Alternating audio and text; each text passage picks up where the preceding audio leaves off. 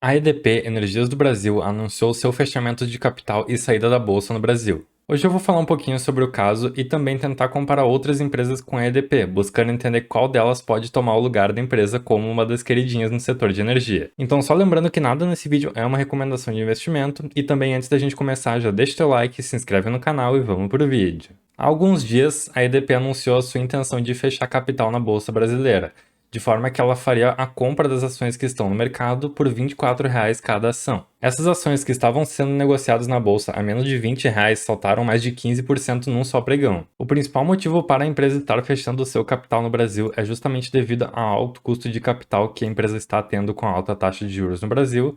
Então, com o fechamento do seu capital, a empresa poderia emitir dívidas mais baratas, com taxas de juros menores e também em moeda estrangeira. Lembrando que o controlador da EDP é a empresa Energias de Portugal, então ela emitiria dívidas em euro, a juros mais baixos e poderia fazer investimentos no Brasil. Isso acaba enfatizando ainda mais o interesse da empresa no Brasil, pois ela quer fazer pesados investimentos, tomando então dívidas a taxas mais baixas. E além disso, para fechar o seu capital, a empresa vai deter mais parte das ações e não vai ter que fazer tantas distribuições de dividendos, ou seja, ela vai ficar com uma maior parte do lucro para si. E ainda mais, após esse movimento da EDP, o mercado começou a se questionar se outras empresas não vão seguir no mesmo sentido, como a Indy, a Neo Energia e outras empresas. Pois no fim das contas, ainda que esse fechamento de capital seja um pouco custoso para as empresas no primeiro momento, seria muito mais rentável para elas no futuro. No fim das contas, ainda é possível que esse fechamento da EDP não aconteça, mas é muito difícil, pois uma boa parte dos seus investidores teria que recusar a venda de suas ações, e como a EDP ia oferecer um bom valor aí, é bem difícil que os investidores recusem essa venda.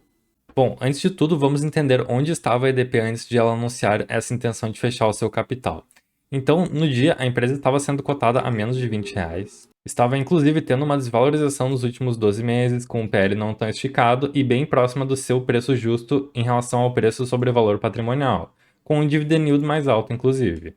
Reparem aqui no gráfico o salto que a empresa deu, pessoal. Então, ela estava sendo negociada no dia a R$ 19,63 e no próximo dia após o anúncio a empresa saltou para mais de R$ 22,50. Dando uma olhadinha aqui na forma de distribuição de dividendos da EDP, ela era uma empresa que não anunciava tantos dividendos por ano e também tinha bastante variação nos seus pagamentos, por vezes pagando mais de 6%, por vezes pagando bem menos, mas isso acontece justamente porque ela era uma empresa que tanto buscava um crescimento quanto um pagamento de dividendos e por isso ela tinha essas variações.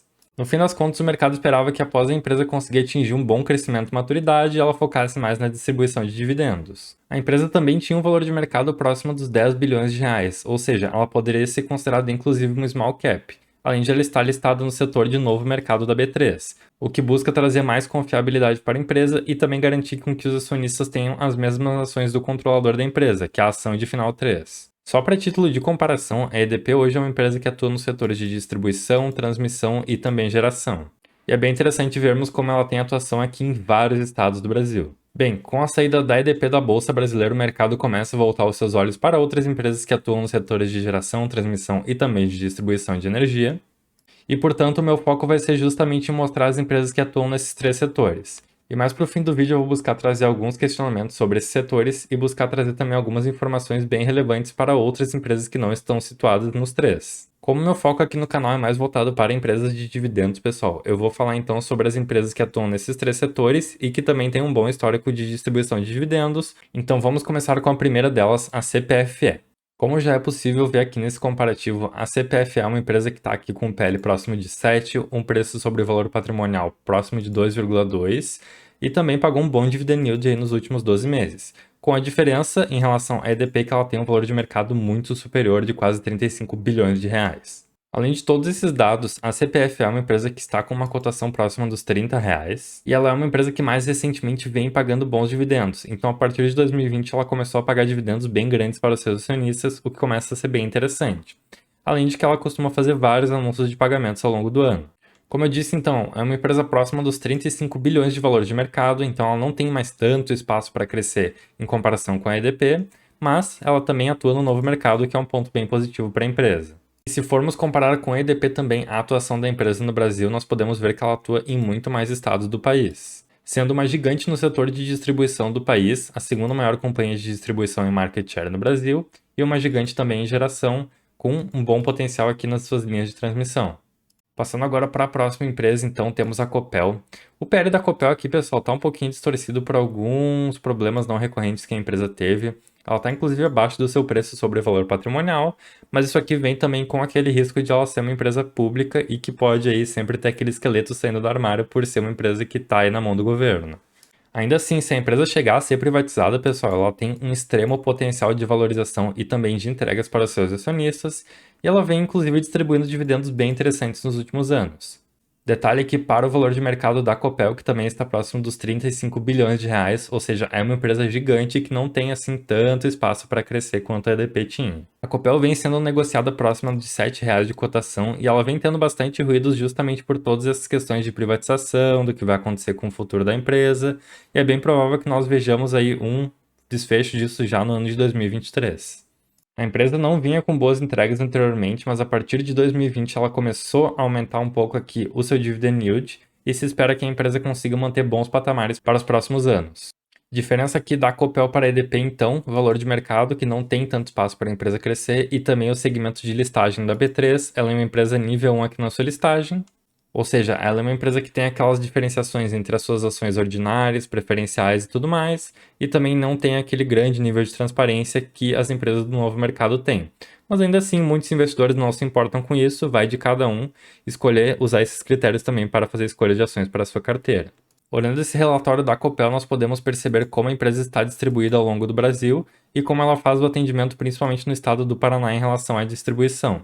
E outro detalhe positivo para a empresa é a mentalidade de empresa privada que ela tem e também a mentalidade de grandes investimentos para sua expansão no setor de transmissão, distribuição e também de geração para o futuro. Vamos agora para a próxima empresa, temos então a CEMIG, é uma empresa que está sendo negociada aí próxima de 5,6 do seu preço sobre lucro, próxima do seu valor justo em relação ao preço sobre valor patrimonial, distribuiu um belo de um dividendo aí nos últimos 12 meses, e também é uma empresa bastante grande no seu valor de mercado, com um valor de mercado próximo dos 26 bilhões de reais. A CEMIG está sendo negociada hoje próxima dos R$ 10,50. É uma empresa que tem um histórico interessante de dividendos que vem crescendo nos últimos anos. Aqui nos anos antes de 2020 ela tinha uns dividendos mais modestos, chegavam até próximos de 6%, mas agora de 2021 em diante ela conseguiu aumentar bastante esses pagamentos.